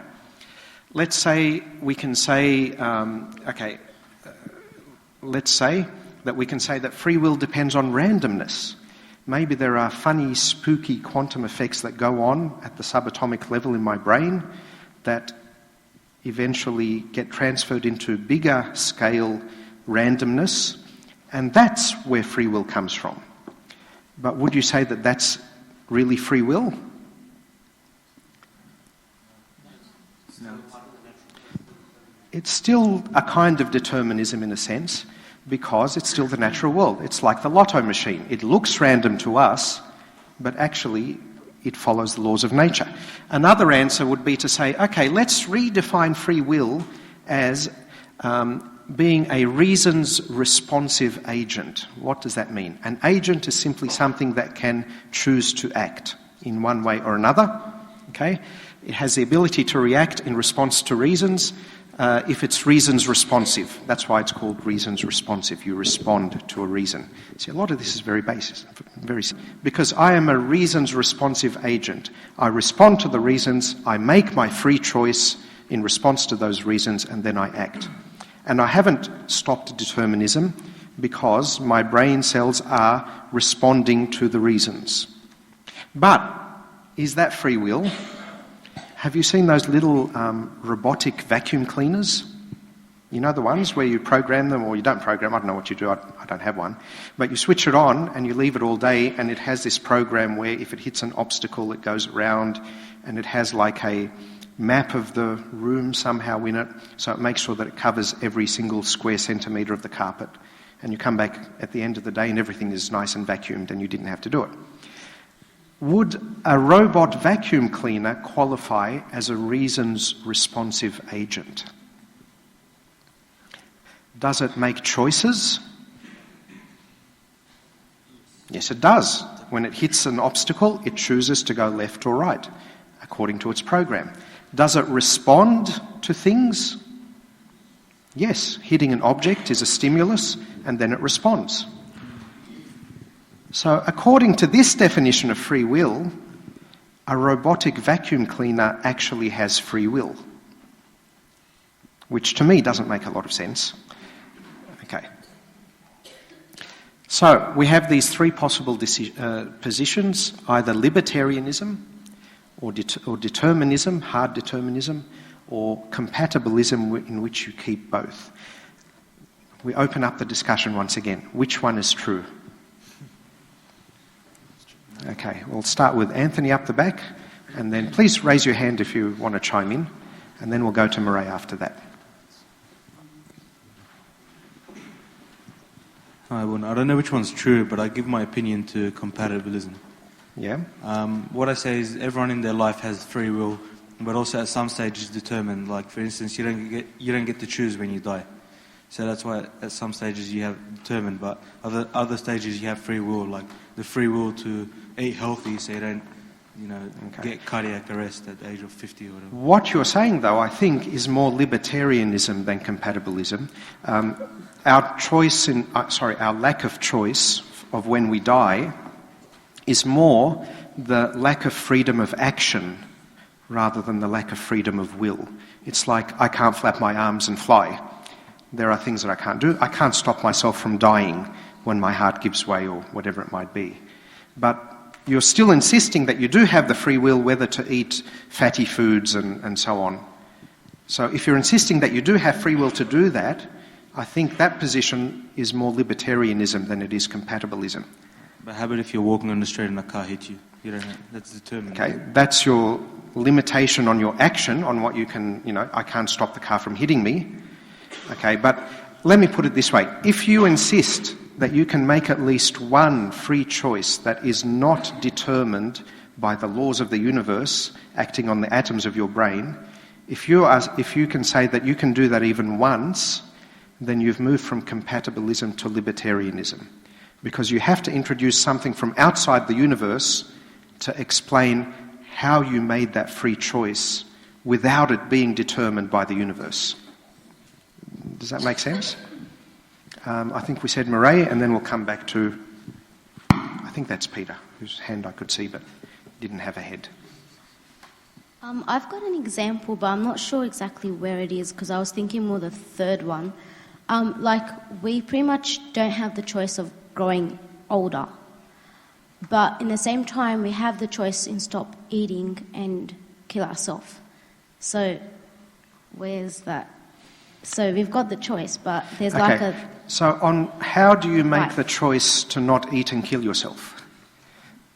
You have the choice in stop eating and commit suicide. Some people would do that. All right, let me put it another way. When you make that choice, is that simply because of the experiences that you had? They affected your brain circuits and made them develop in a certain way, and because they developed in a certain way, you had to make that choice? Or is there something else going on that has nothing to do with the physical world, just some kind of non-physical you that makes that choice? You've got your free will, it's your own thoughts and desires. Okay, but what I'm asking is, are those thoughts and desires things that you had to have, or did you have a choice? No. Did I have a choice in saying what I just said, or did I have to say it? No, I had a choice. I didn't have to say it. So if you're saying I had a genuine choice and it wasn't determined by my brain cells and all that sort of stuff, once again, that comes under libertarianism, because you're accepting that there are some choices at least that we can make that are not determined by the physical structure of our brain. There is something else that's going on. I think we had Peter, and who else? I'm sorry if I'm not seeing you guys. You should shout as well as raise your hand on this side. I'm just wondering how determinism is meant to explain irrational behaviours that humans do all the time. For example, creativity when someone writes music. How does determinism say 1 + 1 = music, for example? Or loyalty. People can be loyal to people despite evidence pointing in the other direction, like that they shouldn't be loyal to them. Or forgiveness, or love. Okay, let's take two of them just to keep it simple.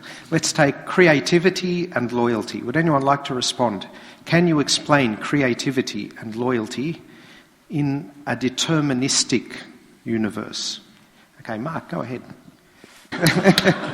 You have to support your answer.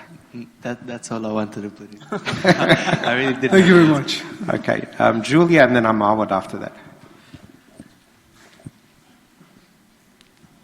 I was going to say yes. Determinists would argue that some people are born with creative tendencies. That's why some people can't be creative at times, whereas others have that talent. So yeah, determinism can justify. Well, some people know how to draw, some people don't. That's determined by your biological makeup. Okay, but hang on, sorry, I have to point out, you haven't really answered the question, because it's all very good to say that's determined by your biological makeup. All that's telling us is you have a biological makeup that makes you creative. It's not telling us how the biological makeup you have acts to produce creativity. That's what you've got to explain as well. You get what I'm saying? No, I don't believe in determinism, but I just answered the question, so I do believe that free will is necessary if you're going to make that creative piece, but in response to creativity, it can be determined, as well as loyalty. Yeah. Some people are, made to be good, and some people are made to be bad. Okay, we'll go to Amawad and then we'll give Peter a response. With loyalty, I can say, for example, Abouna, a dog is very loyal. That's a good point. To its owners. And a dog can die if his owner have went away or passed. Yep. So it's determined. There's no doubt about that. So is the dog free to choose to be loyal or not? No, it doesn't have a choice. So is a human free to choose to be loyal or not? That's the next step. That's again, this is the next key. A human can have the free will to be loyal or not to be loyal. A dog? Huh? No, the dog doesn't have a will to not to be loyal. Believe it or not. Okay. So what's the difference? What makes one able and one the is other not able? Is determined. The dog is determined. Yeah. It's built in, just like it's programmed by supernatural power, whatever it is, by nature, whatever it is. But a human being, again, could be programmed to be loyal or not to be loyal. So I think that's a different framework. Okay. All right, Peter wanted to respond, and then we'll go to David and Peter. I wanted to say to Julia, the best thing that genetics can do is give you a steady hand so you can draw straight lines. But it can't give you a creative mind so you can draw something creative. I'm not a creative person, so I can't give you an example of creativity. The point of the story is, the genetics can only help you get to express your creativity. It can't actually make the creative give the image. Okay. Sorry, we'll just so we can keep it. We'll follow the process. So David, and then we'll go to Peter. And if you still want to respond, you can do that. From a deterministic perspective, I've got a problem with regards to assuming that loyalty is an absolutist argument, because to what degree I believe that loyalty is more of a relative ideology, not absolutist. So, for example, you'll be loyal to someone up until a certain point in time. It's sort of like forgiving someone up until a certain point of hurt, in which state it becomes harder to forgive. Like you can just like the dog, if you hit the dog hard enough for several times, it will no longer be loyal. Okay. And it's not determined. It is not what do you call it? It's not constant. It's just a way we do it. The only reason why people are loyal from a deterministic perspective would be that they see some form of arbitrary gain from it. So if I'm loyal to Ragai, I'm going to gain something out of it. Okay. So if we're going to hold the deterministic point of view, the second one, we're going to have to say that that just as a dog has no choice in being loyal, really, a human being has no choice in being loyal. Is that what you're saying? What I'm saying is that you can't say that loyalty is an absolutist thing. Loyalty is just the way that we perceive someone's actions, how we describe someone's actions. But okay, fair enough. Yeah. So it's a bit hard to measure, sort of thing. You can't measure whether loyalty. it's determined. You can't measure creativity. Yeah. It is just a relative description of what we see people do. Yeah.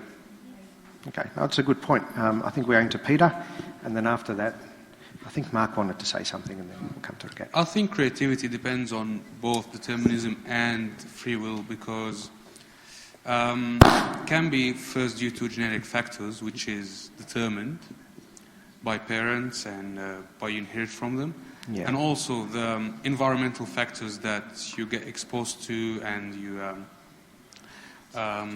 develop that talent that you received and improve it. And you can see that in, for example, soccer players. You see sometimes soccer players, like a goalie will become a goalie like his dad, or midfielders, or, and you find them have the same style sometimes in playing. But it also depends on the... Okay, let me give you a scenario. Okay, you're a soccer player.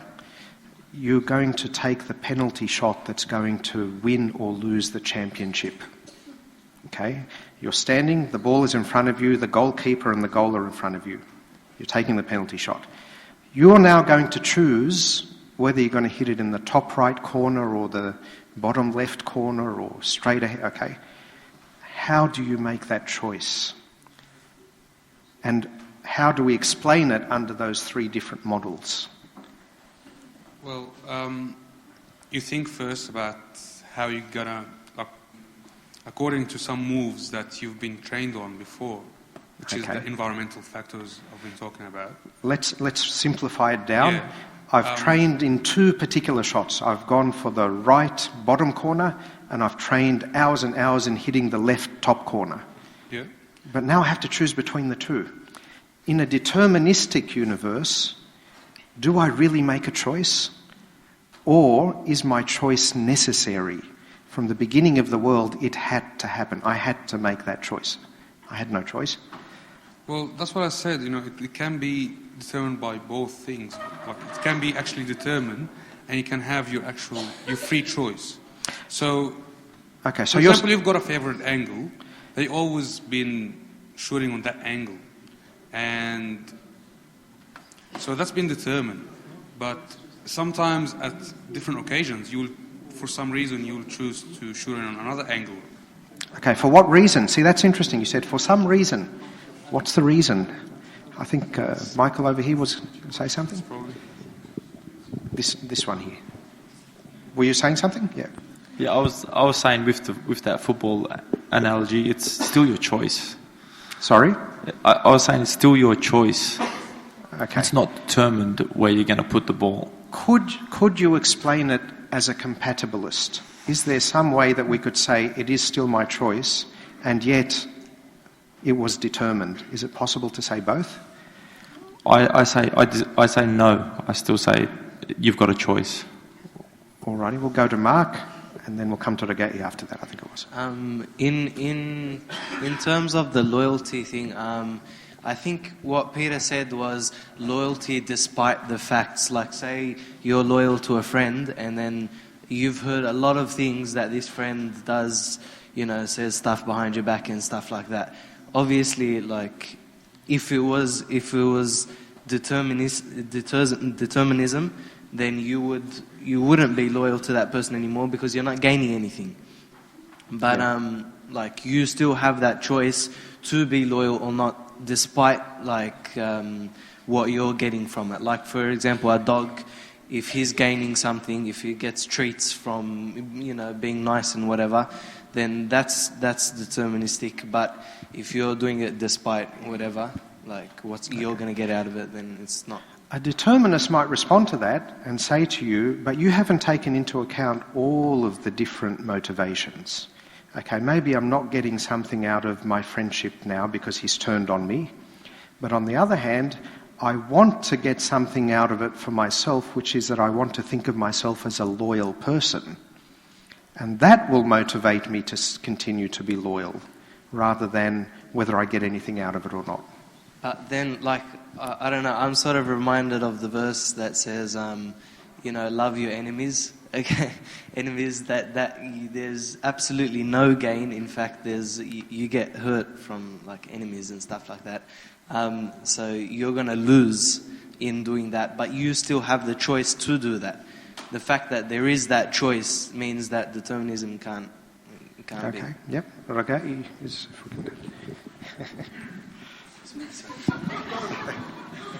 I think there's a term that I think Anthony was next after that. I think there's a term we need to mention here for animals in specific.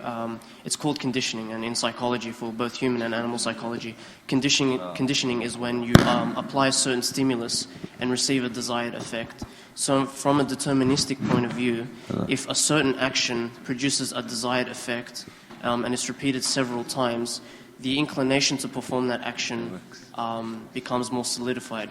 So with determinism, in the case of, say, creativity or the loyalty of an animal, if it randomly happens as the cause of a biological response, randomly, so in the form of creativity, if I spontaneously want to draw something, or if I spontaneously make sounds out of my mouth, if it happens enough times under certain conditions, under determinism, it becomes that frequent action, and there is no decision to waver from it.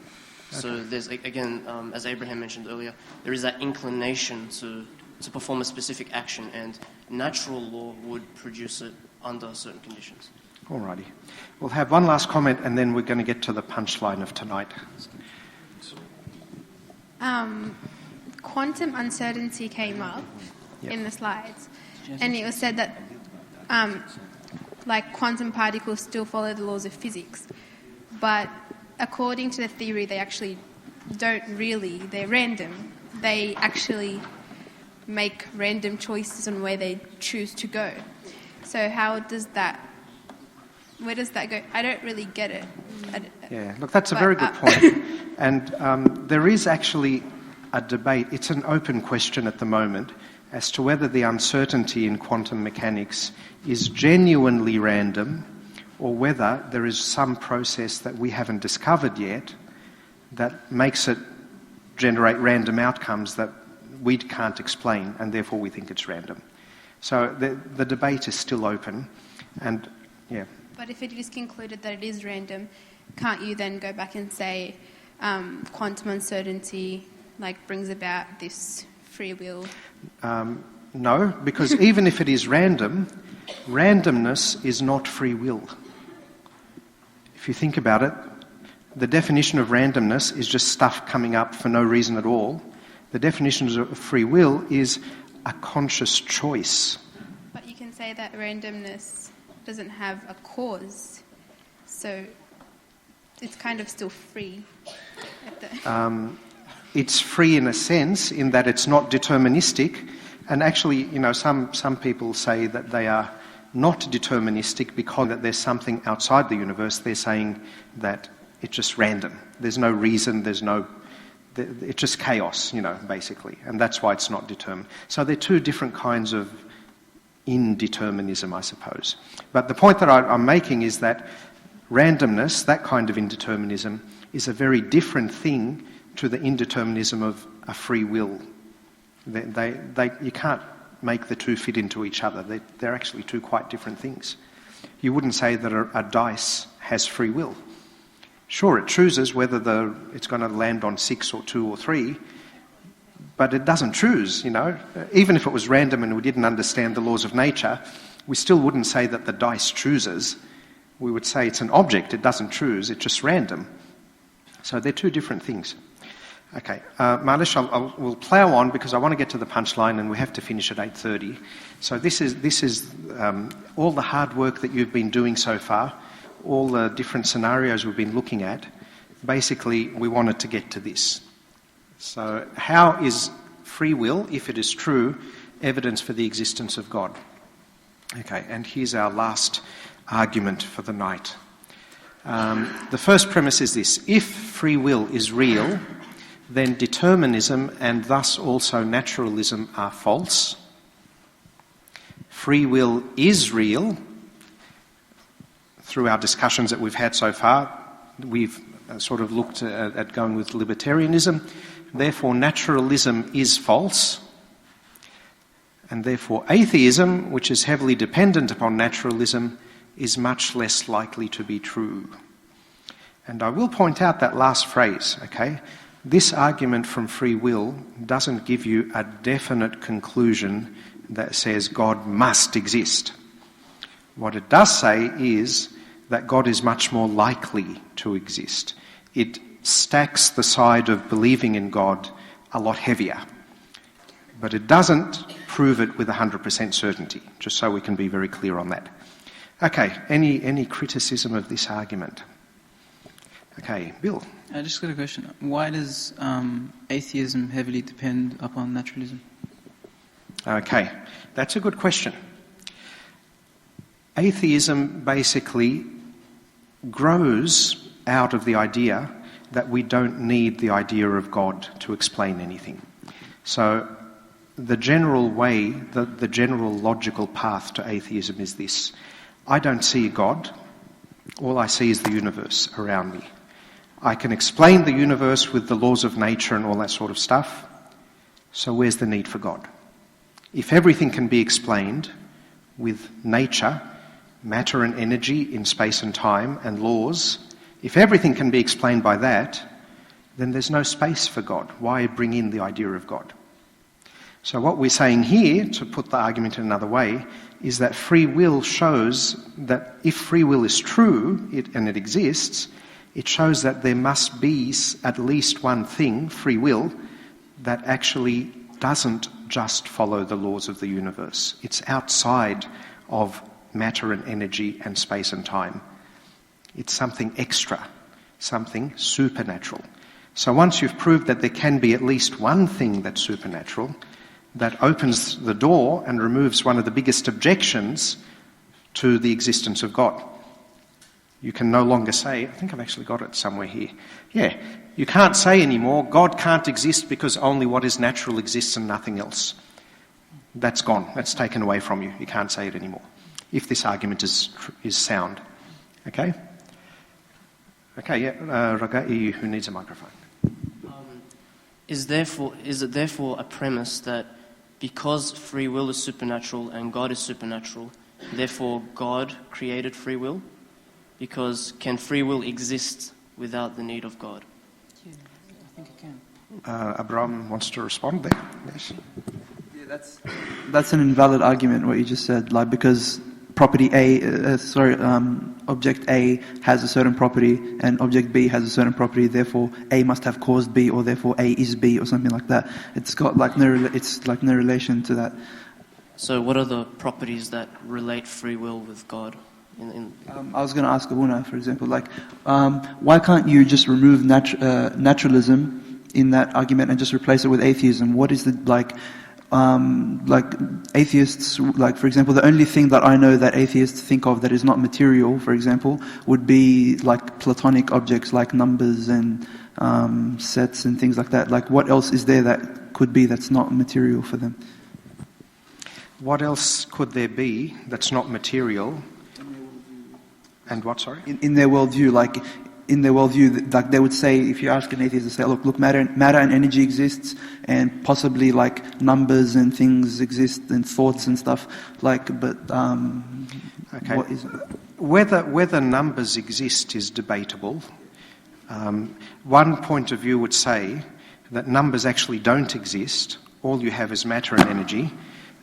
Numbers are just an idea in a human brain.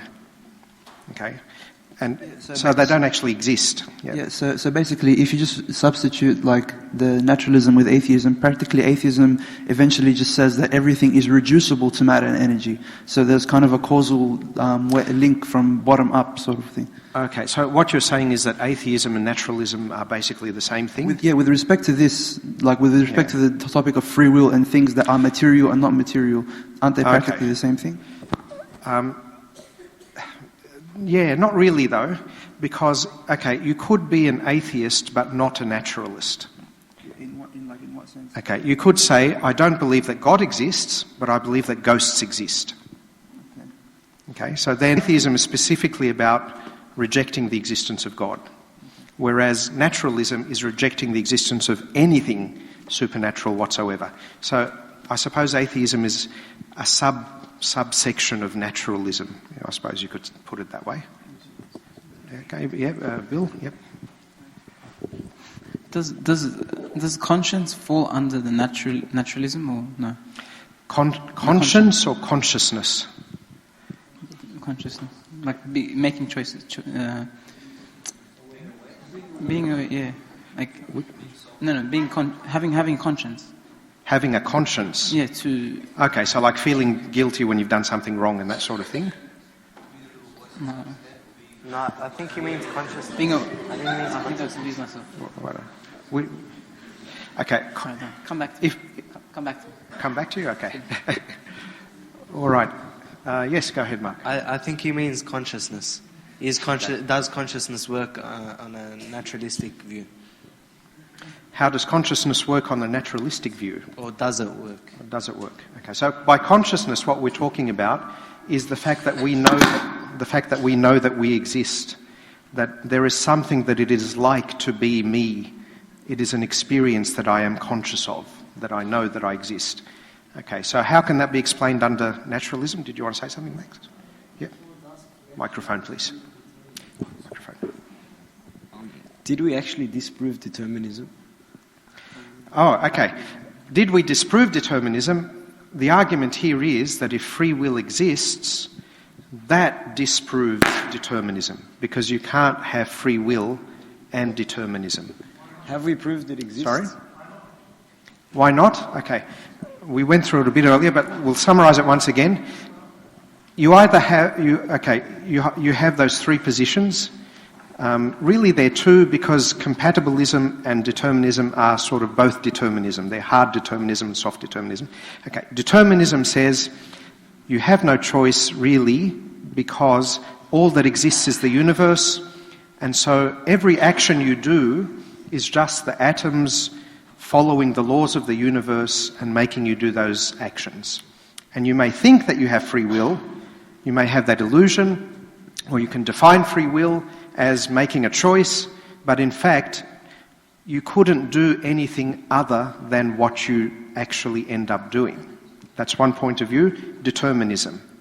Free will says, no, regardless of what happened before, in some strange way, what I do is actually under my control. I can choose to do either A or B. So basically, one side says, I have to do A, I can't do anything else. The other side says, I can choose between A and B. So both of those can't be true. How can both of those be true? How does this operate within the boundary of free will? So I don't understand the question. Could we have a microphone? So how does this explanation operate with us being free within boundaries? Okay. So, yeah, it's the difference between freedom of action and freedom of will. So I might choose to flap my arms and fly. No matter how much I try, I'm not going to be able to do it. So that's a boundary on what I can actually act and do. But there isn't a boundary on my imagining that maybe if I flap my arms, I might actually take off one day. And I could keep trying it in the hope that it happens one day. So I suppose that's my will. So free will with determinism doesn't take away the concept of boundaries? No, I think the concept of boundaries cuts across all three. Yep. It applies to all three. Okay, so we'll go to Peter and then we'll come to Mark. The fact that we have a free will that exists within boundaries, doesn't that support the compatibilism? Because the free will, that's a free will, and then the boundaries are the determinism. Okay, here's the thing. If even one choice that I make is not determined by the universe, then I have to drop both compatibilism and determinism. You get what I'm saying? Well, I think we're a little bit... Yeah. We need to go back with that last concept, compatibilism. What do you call it? Compatibilism? I think it needs to be defined properly again. Okay, let's see if we can find it. Okay, here we go. Okay, so here under compatibilism, it's a kind of determinism. So compatibilism basically says determinism is true. Okay? So everything has to happen. From the beginning of the universe, everything had to happen the way that it's happened and will happen according to what has to happen. With me so far? Okay, does that mean that I don't have free will? No, I'm a compatibilist, so I'm going to insist that free will is still true.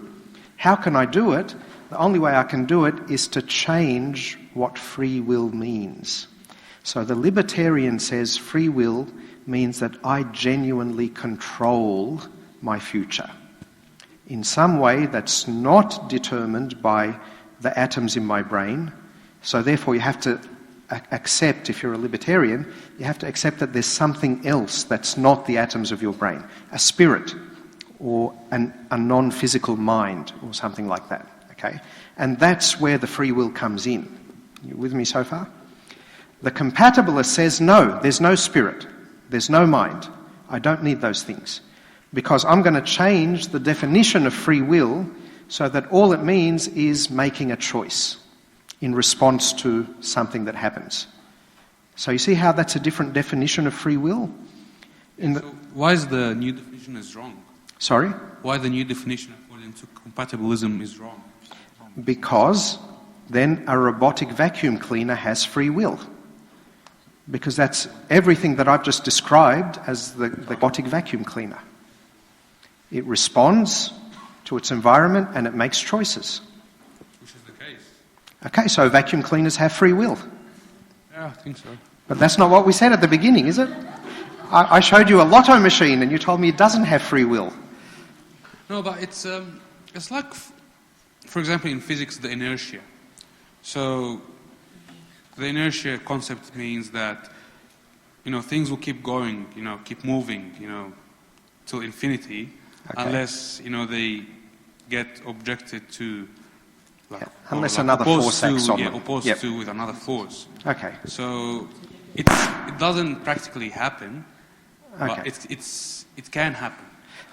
Let's take that analogy. There's a potential for it to happen. Okay, let's take that analogy. The compatibilist would say that object is choosing to continue in a straight line. Okay, that's how he would explain it. The libertarian would say, if that object has free will, even though inertia and etc., but somehow it could choose to turn at a right angle, even though no force acts at it. Okay, it's not a watertight analogy, but basically that's the difference in the ways of thinking. Okay, I think Abraham and then Paul and then David. I think I have a little bit of it might be an easier way to understand compatibilism. The compatibilism says that you can do what you will, but you can't actually choose what it is that you will. So if you, like a scientist, went and stuck probes in your brain, for example, then he can sit at a computer and can control everything that you do. He can control everything that you do. But as far as he chooses not to, or like to add some sort of randomness or something, then you are still determined. So if the scientist is sitting at the computer and he forces you to, he types in a code and he makes you punch someone in the face, then basically unless your arm is tied down, then you're able to do that action. So you were able to do it physically, you made the choice, but the only way you made the choice is because someone made the will for you. Someone chose what your will was going to be. You get what I'm saying? Microphone. There's two powers and one is Mark. Sorry. So I think, in that example that you said, there are two powers, the operator and the computer. Yeah, but in this situation, the person can't do anything apart from what the scientist types in the computer. That's the point of the analogy. And whatever the scientist wills is eventually what you end up doing. So in the same way, whatever the laws of nature do is end up causing you to will that to happen. Okay, unfortunately our time has actually run out. So I'm just going to let you know about something finally. Oops, there we go. That, as you may or may not know, is a Facebook page. It's called Coptic Apologetics, and on it you will find lots of interesting videos and comments and some really interesting discussions going on. Please feel free to find it, Coptic Apologetics. And if you enjoyed the discussions we were having today, you'll get lots more of them to keep you going between now and next month when we meet again. So our next meeting will be on the last Sunday of July. I'm not quite sure what that date is. 31st. Oh wow, it's right at the end of July. And the topic will be the very controversial topic of evolution. So we'll be looking at that and what it means also to the arguments about the existence of God and so on. Thank you all. I would like to encourage you to exercise your free choice to go out and have some snacks outside and continue discussing some of the things that you found interesting today, mainly so we can lock up the church, you see. You know, you're all outside. And Abouna will close with a prayer for us.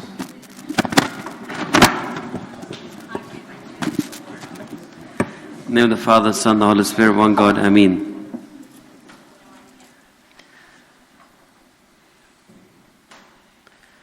In a very special way, my Lord, we thank you for giving us the ability to choose to be here and to think and contemplate on the wonders of your creation.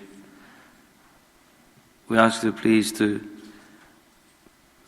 help us to enjoy this wonderful creation that you've made. Bless all of us. Bless our thoughts. Help us in the journey to understand. You did not create us so that we're robots without any abilities. You've given us the ability to choose and to discuss. Particularly, my Lord, we thank you for this beautiful faith of Christianity, for how wonderful it is and the liberty that it gives us in loving you in truth. Accept our prayers, my Lord, through the intercession of the Virgin Saint Mary and all the saints who loved you since the beginning.